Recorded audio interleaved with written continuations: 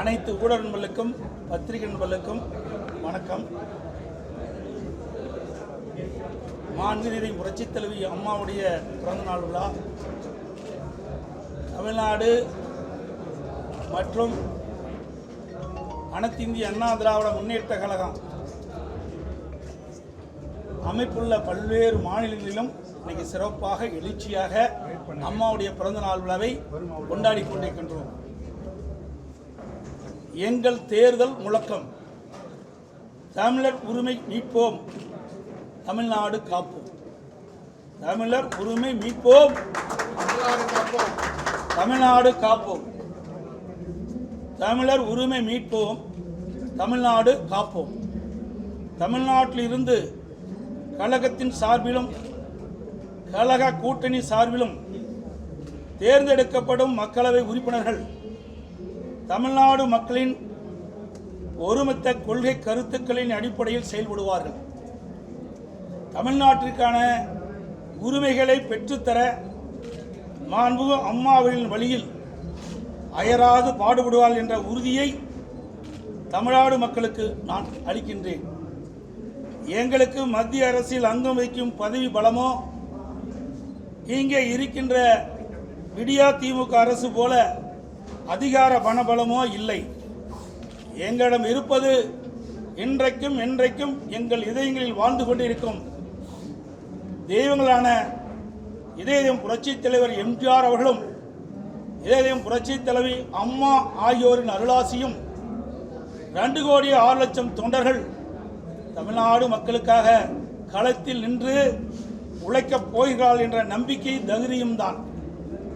கழகத்திற்காக நீங்கள் இருக்கின்றீர்கள் என்ற பலத்தில் நானும், உங்களுக்காக நான் இருக்கின்றேன் என்ற பலத்தில் நீங்களும் சேர்ந்து இன்று முதல் இரவு பகல் வாராமல் மக்களை சந்தித்து அயராது உழைத்து இதயம் புரட்சித் தலைவர் எம்ஜிஆர் கண்ட இதயம் அம்மா அவர்கள் காத்திட்ட வெற்றி சின்னமாம் இரட்டலை சின்னத்தில் வார்வோற்றும் வெற்றியை உறுதி செய்வோம்.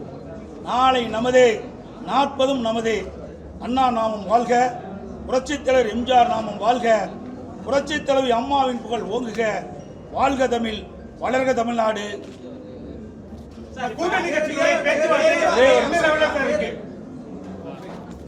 வருகின்ற நாடாளுமன்ற தேர்தலை பொறுத்த வரைக்கும் அனைத்து இந்திய அண்ணா திராவிட முன்னேற்ற கழக தலைமையில் நல்ல கூட்டணி அமையும். வேண்டுமென்றே திட்டமிட்டு சில விசமித்தனமான பிரச்சாரத்தை பரப்பிக் கொண்டிருக்கின்றார்கள். அதுக்கெல்லாம் முற்றுப்புள்ளி வைக்கின்ற காலம் விரைவில் வரும். தேர்தல் அறிவிக்கின்ற காலகட்டத்தில் எங்களுடைய கூட்டணி சிறப்பாக அமையும். அனைவரையும் அழைத்து அதை தெரிவிப்போம். அனைத்து இந்திய அண்ணா திராவிட முன்னேற்ற கழகத்தை பொறுத்த வரைக்கும் கழக வேட்பாளரும் சரி, கூட்டணி வேட்பாளரும் சரி, மக்களுக்காக உழைக்கின்றவர்கள். தமிழ்நாட்டுடைய குரல் நாடாளுமன்றத்திலே ஒலிக்க, தமிழ்நாடுடைய உரிமைகளை காக்க, மீட்டெடுக்க, தமிழ்நாடு வளர்ச்சி பெற, தமிழ்நாடு ஏற்றம் பெற, தமிழ்நாட்டு மக்களுடைய குரல் நாடாளுமன்றத்திலே ஒலிக்க எங்களுடைய வேட்பாளர்கள் வெற்றி பெற்றும், எங்களுடைய கூட்டணியில் அங்கம் வைக்கின்ற வேட்பாளர்கள் வெற்றி பெற்றும் உழைப்பார்கள், பாடுபடுவார்கள், தமிழகத்தை ஏற்றம் பெற செய்வார்கள். கடந்த 2014 19 வரை அனைத்து இந்திய அண்ணா திராவிட முன்னேற்ற கழக நாடாளுமன்ற உறுப்பினர்கள் 37 பேர் தேர்ந்தெடுக்கப்பட்டார்கள். அந்த 37 பேரும் மக்களுக்காக உழைத்தார்கள். மக்களுடைய பிரச்சனையை, மக்களுடைய குரலை நாடாளுமன்றத்திலே ஒலிக்க செய்தார்கள். உதாரணத்துக்கு காவிரி நதிநீர் பிரச்சனை வந்த பொழுது உச்ச நீதிமன்றத்தின் மூலமாக சட்ட போராட்டம் நடத்தி அம்மாவுடைய அரசு ஒரு நல்ல தீர்ப்பை பெற்றோம்.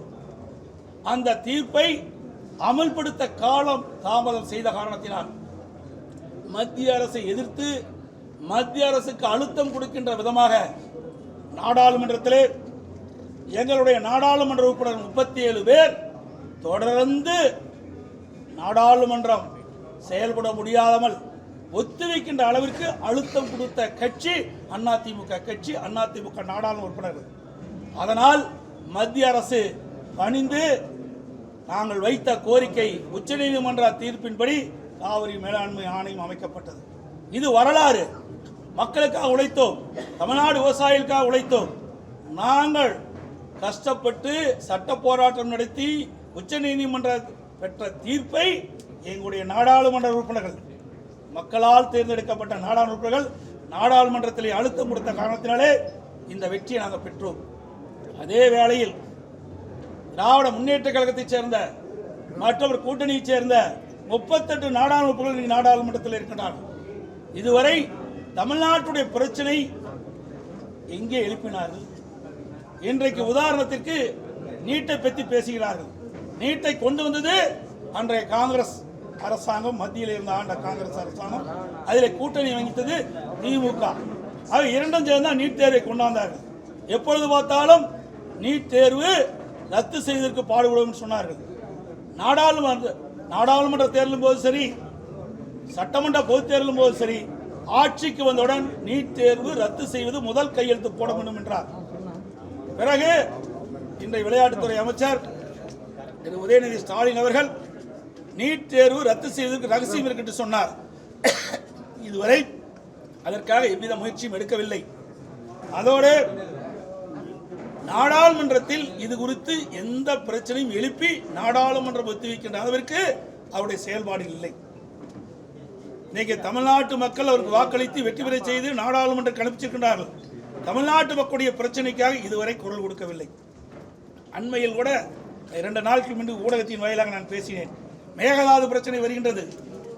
சட்ட போராட்டம் நடத்தி உச்சநீதிமன்றத்தின் மூலமாக தீர்ப்பை பெற்றதற்கு குந்தகம் விளைக்கும் நிலை ஏற்படுமோ என்ற எண்ணத்தின் அடிப்படையிலே இன்றைக்கு 28வது காவிரி மேலாண்மை ஆணை கூட்டம் நடைபெற்ற பொழுது தமிழ்நாட்டைச் சேர்ந்த அதிகாரிகள் தமிழ்நாட்டின் சார்பாக, அரசின் சார்பாக கலந்து கொண்டார்கள்.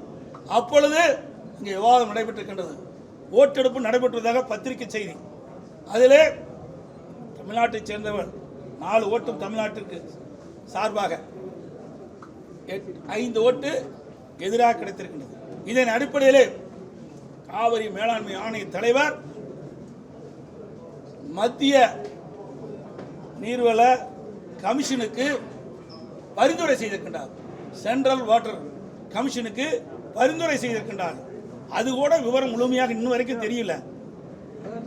நாம அதிமுக அரசு கடுமையாக சட்ட போராட்டம் நடத்தி நல்ல தீர்ப்பை உச்சநீதிமன்றத்தால் பெறப்பட்ட தீர்ப்புக்கு அதை கூட காக்க திராணற்ற அரசு இன்றைய விடியா திமுக அரசு. இன்றைக்கு இருக்கின்ற நாடாளுமன்ற இதை ஏன் நாடாளுமன்றத்திலே எழுப்பவில்லை?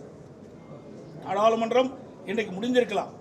ஆனால் அரசாவது உடனடியாக அதற்கு எதிர்ப்பு தெரிவித்து உச்சநீதிமன்றம் சென்று அவதூறு வழக்கை தொடர்ந்திருக்க வேண்டும்.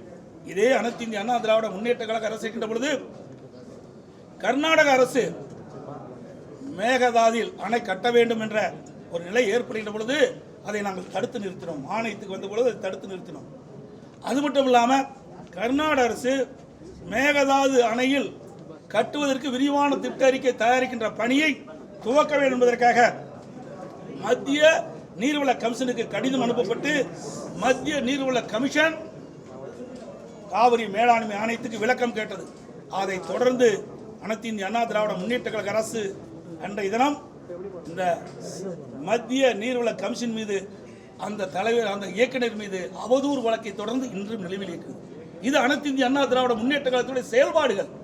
இன்றைக்கு திமுகவுடைய செயல்பாடுகள் ஒரு மோசமாக இருக்கின்றது. ஒரு பொம்மை முதலமைச்சர் திறமையற்ற ஆட்சி நீங்க நடைபெற்றுக் கொண்டிருக்கின்றதை இந்த நேரத்தில் தெரிவிக்கின்றேன். அது மட்டுமல்ல, அனைத்து இந்திய அண்ணா திராவிட முன்னேற்ற கழகம் 2014 2019 வரை பாதகம் செய்பவரை கண்டால் நாம் பயங்கொள்ளலாகாது பாப்பா, மோதி மிதித்து விடு பாப்பா, அவர் முகத்தில் உமிழ்ந்து விடு பாப்பா. அண்மை செய்திகளை உடனுக்குடன் தெரிந்து கொள்ள இணைந்திருங்கள் இயம்நாடு தொலைக்காட்சியுடன்.